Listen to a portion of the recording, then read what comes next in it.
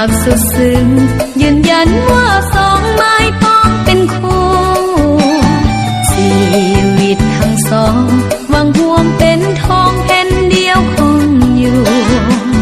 สัวชีวีอดสู้จะอยู่ด้วยกันจนวันแก่เฒ่ายินดีที่มีงานวิวาเพื่อนมิตรลุงตาต่างก็มาทั้งนั้นมาห่วงใจกันสร้างสรรค์ให้ท่านสุขสม